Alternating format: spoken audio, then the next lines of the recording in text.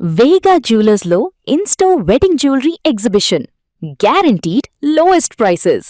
అర్ధరాత్రి వేళ ఒక మహిళ ఒంటరిగా నిర్భయంగా రోడ్డుపై వెళ్ళగలిగిన రోజే ఈ దేశానికి నిజమైన స్వాతంత్రం వచ్చినట్లని మహాత్మా గాంధీ ఎప్పుడో చెప్పారు. భారత్కు స్వాతంత్రం వచ్చి దశాబ్దాలు గడిచిపోయాయి. చంద్రమండలం పైకి అడుగులు వేస్తున్నాం, విశ్వ గురువుగా ఎదుగుతున్నామని చెప్పుకుంటున్నాం. కానీ దురదృష్టవశాత్తు నేటికి అర్ధరాత్రి వేళ ఒక ఆడపిల్ల రోడ్డుపై ఒంటరిగా నిలబడితే ఆమెకు రక్షణ కల్పించే చేతుల కంటే ఆమెను వేటాడే కళ్ళే ఎక్కువగా కనిపిస్తున్నాయి. ఒక మహిళ రోడ్డుపై బస్సు కోసం వేచి చూడడం కూడా నేరంగా భావించే మృగాళ్లు తిరుగుతున్న సమాజంలో మనం ఉన్నాం. అచ్చం ఇలాంటి దారుణ పరిస్థితులనే కళ్ళారా చూసి పోకరీల తోకలు కత్తిరించారు Malkajgiri police commissioner Sumathi IPS. Malkajgiri police కమిషనర్గా బాధ్యతలు చేపట్టిన వెంటనే సుమతి క్షేత్రస్థాయి పరిస్థితులపై దృష్టి సారించారు. ఇటీవల అరాచకాలకు నిలయంగా మారిన దిల్సుఖ్ నగర్ బస్టాండ్ పరిసరాలను ఆమె తన ఆపరేషన్ కోసం ఎంచుకున్నారు. ఒక పోలీస్ అధికారిగా కాకుండా సామాన్య మహిళా వేషధారణలో అర్ధరాత్రి 12 గంటల సమయంలో ఆమె బస్టాప్కు చేరుకున్నారు. ఎలాంటి సెక్యూరిటీ లేకుండా కేవలం బస్సు కోసం ఎదురు చూస్తున్న ఒక ప్రయాణికురాలరా అక్కడ నిలబడ్డారు. సుమతిని ఒంటరి మహిళగా భావించిన ఆకతాయిలు క్షణాల్లో ఆమెను చుట్టుముట్టారు. ఎంతకొస్తావు, ఎక్కడికి వెళ్దాం అంటూ అసభ్యకరమైన ప్రశ్నలతో విరుచుకుపడ్డారు.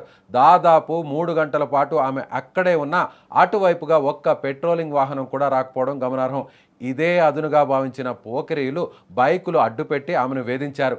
వీళ్లలో అత్యధికులు గంజాయి మద్యం మత్తులో ఉన్న విద్యార్థులే. ఉద్యోగులు కూడా ఉండడం గమనార్హం. తెల్లవారుజామున 3:30 గంటల సమయంలో ఒక బీట్ కానిస్టేబుల్ వచ్చి ఆమెకు సెల్యూట్ చేసే వరకు ఆ చుట్టుముట్టిన మృగాళ్లకు తాము ఎవరితో పెట్టుకున్నామో అప్పటి వరకు తెలియలేదు. ఆ తర్వాత సీన్ మొత్తం ఒక్కసారిగా మారిపోయింది. అప్పటి వరకు ఏ పొట్టి అంటూ వెకిలిగా మాట్లాడిన 40 మందిని పోకిరీలను పోలీసులు అదుపులోకి తీసుకున్నారు. వీరంతా చుట్టుపక్కల హాస్టల్లో ఉంటూ రాత్రిపూట ఇలాంటి ఆకృత్యాలకు పాల్పడుతున్నట్లుగా గుర్తించారు. పోలీసులు ఆ తర్వాత వారికి తమదైన స్టైల్లో కౌన్సిలింగ్ ఇచ్చి ఆ తర్వాత చదువుపై దృష్టి పెట్టాలని, లేదంటే భవిష్యత్తు నాశనమవుతుందని సుమతి హెచ్చరించారు. తన 25 ఏళ్ల కెరీర్లో ఇలాంటి సాహసాలు ఆమెకు కొత్తేమీ కాదు.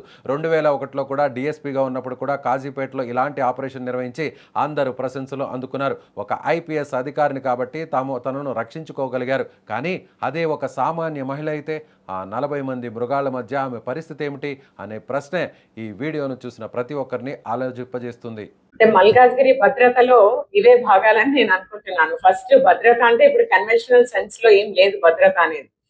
సైబర్ పరంగా, ఫైనాన్షియల్ పరంగా, ఇప్పుడు మీ ఆస్తి మీకు ఇంపార్టెంట్, మీ ఇల్లు మీకు ఇంపార్టెంట్, మీ మూమెంట్ మీకు ఇంపార్టెంట్, ఎవరికైనా అంతే కదండి. అదంతా భద్రతతో కూడుకున్న విషయమే. దాంట్లో ముఖ్యమైన ఘట్టాలే once you go out of the house, you have to reach back safely. That is one.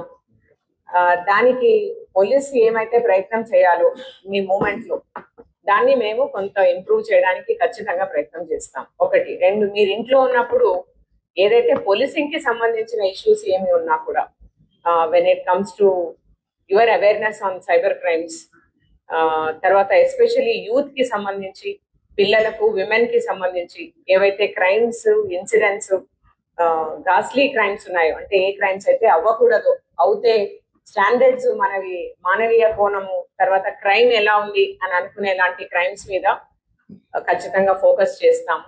And security of citizens, response to the citizens ఖచ్చితంగా.